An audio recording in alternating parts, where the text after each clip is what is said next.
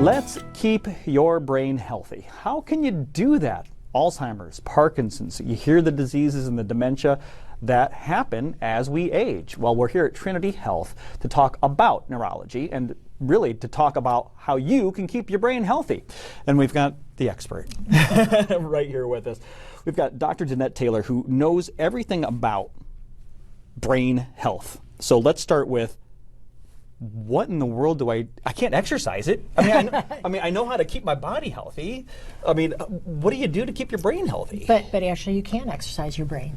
So physically? Well, perhaps not. Okay. Perhaps okay. not physically. Okay. But that physical exertion that you're doing is helping your brain remain healthy, not just improve blood flow, but there's something very special that happens as we exercise on a regular basis in terms of improving just connections within our neurons, as well as that improved blood flow and oxygenation. So there's something very, very unique about exercising our body that also does help exercise our brain. But how else can we exercise our brain? That's a great question. All right. And that can include regular challenging your brain, whether that is reading something that might be beyond what you would often reach for. Maybe it is doing a little bit of a harder crossword puzzle on a regular basis. Maybe it is doing some other puzzles, those number puzzles that are in so many of the daily newspapers on a regular basis. Could be very, very beneficial in terms of helping to exercise your brain. This is the best treatment plan I've heard yet. I get to play games. Yep, I get to do puzzles, absolutely. Which I love. So there was some question about whether actually video games might help with exercising our brain on a regular basis.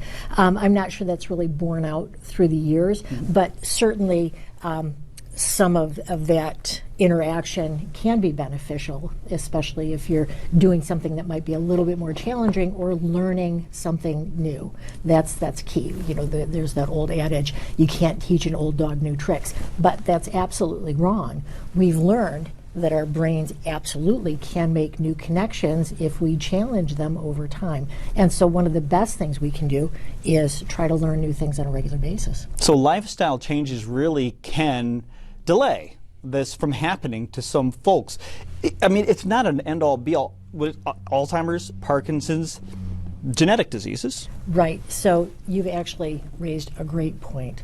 And there is a saying, quote, genetics loads the gun, lifestyle pulls the trigger.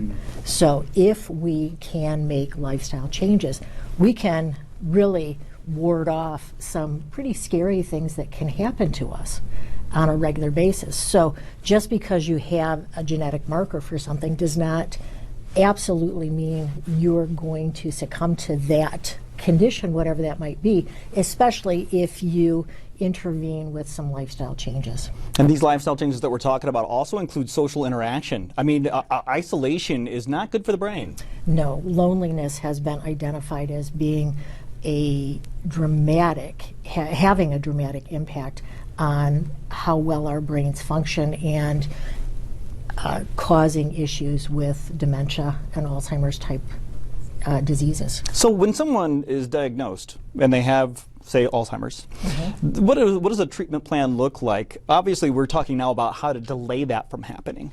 But when that happens... Well, so probably let's back up the train Sure. just a moment. Okay, we'll refine your question just a little bit. So by the time somebody comes in and they may have profound cognitive loss, that might be, we still want to make some lifestyle changes there.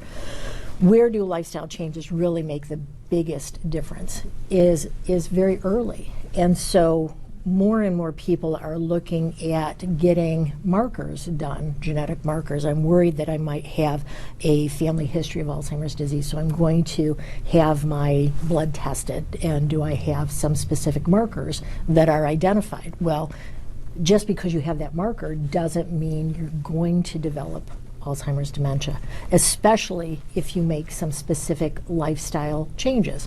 And that includes remaining socially active or having interactions on a regular basis, making sure that you're challenging your brain on a regular basis, as well as making sure you're eating the right foods.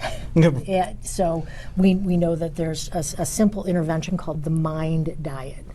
Mediterranean intervention against neurodegenerative disease or delay. And that is just a simple way to prepare your meals that can absolutely decrease your risk of developing neurodegenerative processes, especially Alzheimer's dementia. Now, the MIND diet was initially identified back in 2015, so about 10 years ago. But studies looking at the MIND diet and how patients can improve or delay their issues or delay the possibility of developing Alzheimer's dementia is pretty pronounced. Well, so we know that it's treated well here. Now the information is how to keep it from having to be treated. Right. Ideally, people would take this information so they'd never have to see me in the clinic. And I know that sounds like I'm shooting myself in the foot, but ideally, the medicines and the treatment options that we have for these neurodegenerative diseases really can help slow the progression. They can't stop it. They can't eliminate it. So if we can keep somebody from developing these changes in the first place, we're just that much further ahead. Well, I can tell you, your company, Dr. Taylor, is phenomenal. So I don't want anyone to avoid coming to see you. But if we can get someone to not have to see you, regular sleep, good diet, exercise your body, which helps your mind, stay socially active, challenge your mind. Lots of tools in the toolbox for us to delay the onset of some of these, dementia. So I know there's one place we can go to get all this. All right, there's a great website we can go to, trinityhealthmichigan.org/neuro. Neuro. A lot of people put the U first. You got to make sure. Yes. /neuro for more information. Doctor, thank you so much for the time.